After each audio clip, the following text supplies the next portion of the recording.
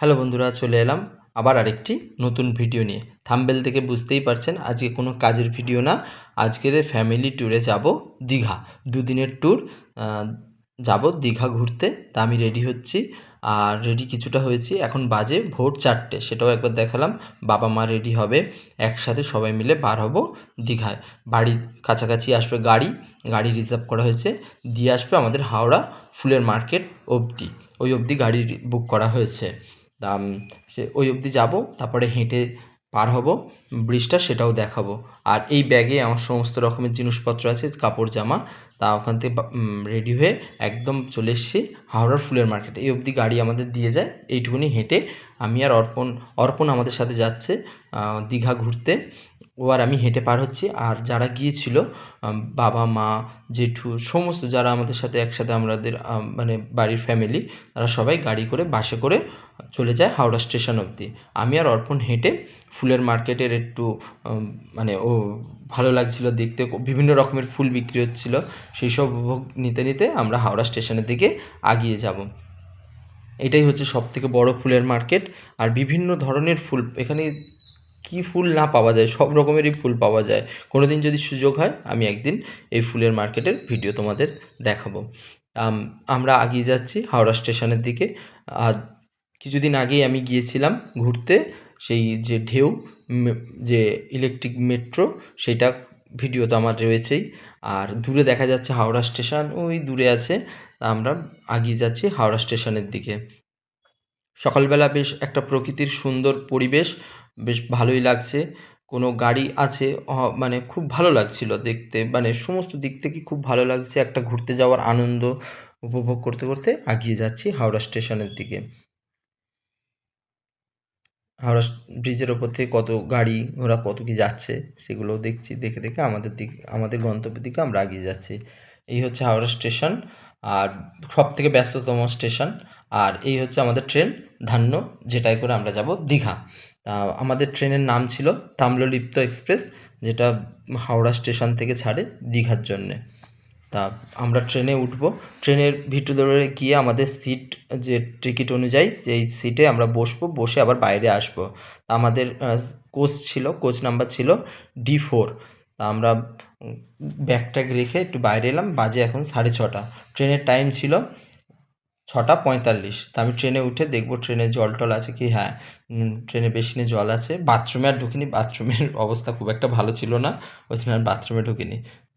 বাইরে বেসিনের এটা দেখে জল টল আছে, একটু মুখে হাতে জল দেবো সেই কারণে দেখে নিলাম, ঠিক আছে। তা আমাদের ট্রেন ছেড়ে দেয়। ট্রেন 45-এ ছিল, কিন্তু ট্রেন তাও লেট। ট্রেন ছাড়ে 6:54-তে, প্রায় 9-10 মিনিট মতন লেট করেই ট্রেনটা ছাড়ে হাওড়া স্টেশন থেকে। তার স্পিড মিটারও ডাউনলোড করে নিয়েছি, ফার্স্টেই দেখাবো স্পিড মিটারে স্পিড একদম নর্মাল থেকে ট্রেন মানে শুরু হচ্ছে, তার মানে রানিং কতটা আছে সেটা দেখাবো। মানে আর কিছুটা যেতে যেতে দেখাবো ট্রেনের স্পিড কেমন আছে না আছে। তা আমাদের হাওড়া স্টেশন থেকে ট্রেন ছেড়ে প্রথম যে স্টেশনটা আসবে সাঁতরাগাছি, সেই স্টেশনে ট্রেনের হল্ট ছিল 2 মিনিটের। আর ট্রেনের নিচে নামবো না, ট্রেনের ওপর থেকে ভিডিও নেবো। তার ট্রেনের স্পিডটা বেশ ভালোই আছে। সেই সাঁতরাগাছি স্টেশন ঢুকছে আমাদের ট্রেন।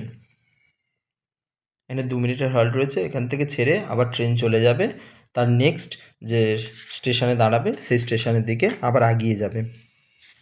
তা সাঁতরাগাছি স্টেশন ছেড়ে আর নামিনি নিচে, বললাম তো নামা হয়নি। চলে যাচ্ছে আমাদের ট্রেন তার নেক্সট যেখানে স্টপেজ, সেই স্টপেজের দিকে। আমাদের নেক্সট স্টপেজ ছিল উলুবেড়িয়া। উলুবেড়িয়াতে এখন ট্রেন দাঁড়িয়ে আছে। উলুবেড়িয়া থেকে 2 মিনিটের হল্ট ছিল, কিন্তু 3 মিনিট ট্রেনটা দাঁড়িয়ে ছিল, ট্রেন লেট আছে।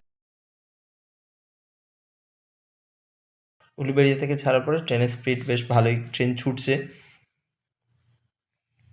যাচ্ছে ট্রেন তার গন্তব্যের দিকে। কিছুটা যাওয়ার পরে আমরা আমাদের সিটে এসে বসবো। আমাদের পাশে এক আঙ্কেল ছিল, উনি যাচ্ছিল কাঁথি, আর আমাদের জিজ্ঞেস করছিল তোমরা কোথায় যাচ্ছ না যাচ্ছ, সমস্ত কিছু ওনার সাথে গল্প টল্প করছিলাম। আর সাধারণত তো ট্রেনের পাশে যারা থাকে তাদের সাথে বন্ধু এমনিই হয়ে যায় গল্প করতে করতে। তা আমরা ট্রেনে যাচ্ছি, আর কিছুটা দূরে যাওয়ার পরে দেখতে পাবো আমাদের কোলাঘাট যে রেল ব্রিজ এবং সড়কপথও আছে।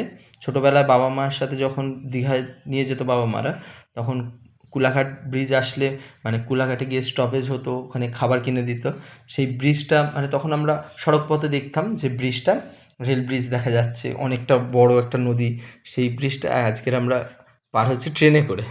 এই একটা বেশ ভালো লাগছিল। কথাটা মনে পড়লো, ছোটোবেলার কথা, বাবা মায়ের কথা, যে তখন হাত ধরে নিয়ে যেত। বেশ সুন্দর অভিজ্ঞতা উপভোগ করতে করতে যাচ্ছি আমাদের গন্তব্যের দিকে। স্টেশন উলুবেড়িয়ার পরে আমাদের নেক্সট স্টেশন আসবে মেছেদা। মেছেদা স্টেশনেও ট্রেন হল্ট করবে। এখানে বেশ অনেকক্ষণ ট্রেন দাঁড়িয়েছিল, প্রায় 10 মিনিটের মতন ট্রেনটা স্টেশনে দাঁড়িয়েছিল, কেন লাইনেও কাজ হচ্ছে, ট্রেন লাইনেও, সেই কারণেও হয়তো ট্রেন লেট। এই মেছেদা স্টেশন পার হয়ে চলে যাচ্ছি। তার ট্রেনের ভিতরে এখন একটু রিভিউ দিই। ট্রেনে পা রাখার বেশ ভালো জায়গা আছে, বোতল হোল্ডার আছে, আর এখানে একটা ট্রে আছে, ট্রেটা আর খুলে দেখায়নি। এখানে খাবার স্ন্যাক্স ট্যাক্স রাখার জন্যে বেশ ভালো একটা জায়গা আছে রাখার, খাবার রাখার জন্যে। আমাদের ট্রেন এগিয়ে যাচ্ছে তার গন্তব্যের দিকে। বাইরের প্রকৃতির বেশ সুন্দর এক দৃশ্য উপভোগ করছি আমরা, মজা আনন্দ করে করে এগিয়ে যাচ্ছি।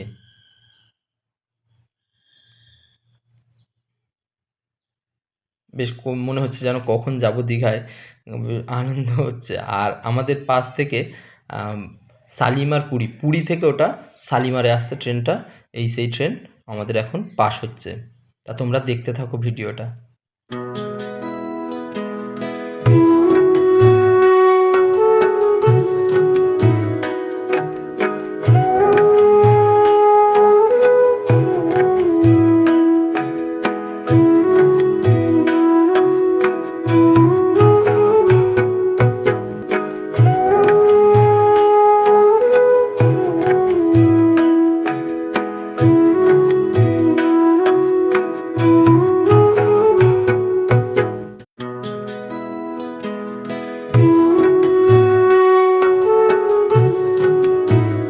তা চলে এলো এই সময় ঝালমুড়ি। তা ঝালমুড়ি কিনে নিচ্ছি, খাবো। তা একদম ভালো লাগেনি আমার, অর্পণের বেশ ভালো লেগেছে, কিন্তু কিছু দেয়নি। একটু একটা গোটা কয়েক ছোলা আর একটু আচার আর একটা নারকেলের স্লাইস, এই দিয়েছে, আর কিচ্ছু না। একদম ভালো ছিল না, কিন্তু অর্পণের ভালো লেগেছে, আমার একদম ভালো লাগেনি।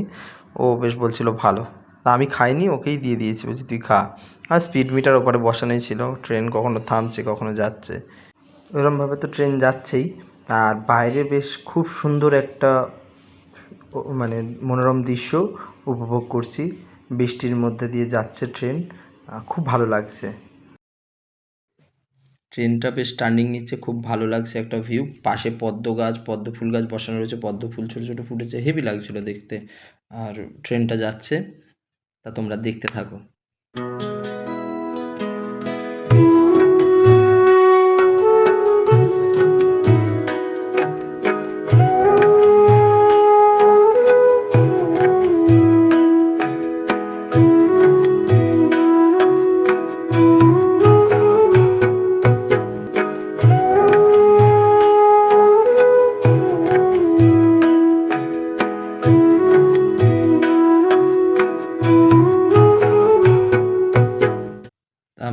কাঁথি, রামনগর এইসব স্টেশন ফেলে আমরা চলে এসেছি দীঘার কাছাকাছি। আর এখান থেকে দেখা যাবে আবার দীঘার সেই জগন্নাথ যে মন্দির, সেটাও দেখা যাবে, সেটাও তোমাদেরকে দেখাবো।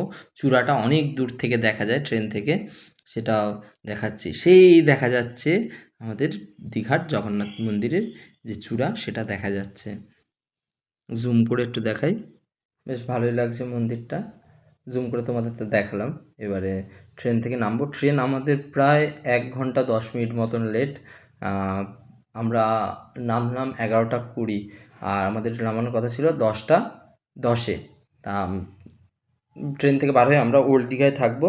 তা ওল্ড দীঘার দিকে আমরা রওনা দিচ্ছি। আমাদের সবাই ফ্যামিলি আছে এখানে, দুটো গাড়ি ভাড়া করা হয়েছে, আর একটা গাড়ি পিছনে, আমরা সামনে যাচ্ছি। এগিয়ে যাচ্ছে আমাদের ওল্ড দীঘার যে রুম নেব সেই দিকে। আমরা ওখানে গিয়েই রুম ভাড়া করা হয়েছিল, আগে থেকে কোনো বুক টুক করে যায়নি, একদম ওখানে গিয়ে ডাইরেক্ট বুক করা হয়েছে। তা আমরা সি বিচের কাছেই ভারতী নিবাস বলে এই লজটাতেই আমরা উঠেছিলাম। তা সি বিচের একদম কাছে, খুব সুন্দর, পরিষ্কার পরিচ্ছন্ন, বেশ সুন্দর, খুব ভালো হোটেলটা, খুব ভালো লেগেছে একদম ওপর থেকে এই ভিউটা। আর তারপরের ভিডিওগুলোতেও আমি দেখাবো, রুম ট্যুরগুলোও দেবো কেমন কী ছিল, সুন্দর। যদি ভিডিওটা ভালো লেগে থাকে লাইক, শেয়ার ও সাবস্ক্রাইব করে পাশে থাকবেন। আবার দেখা হবে দীঘার নেক্সট ভিডিওতে। টাটা, সবাই ভালো থাকবেন, সুস্থ থাকবেন। আর কেমন হচ্ছে ভিডিও জানাবেন, কমেন্ট করে জানাবেন। টাটা, সবাই সুস্থ থাকবেন, ভালো থাকবেন।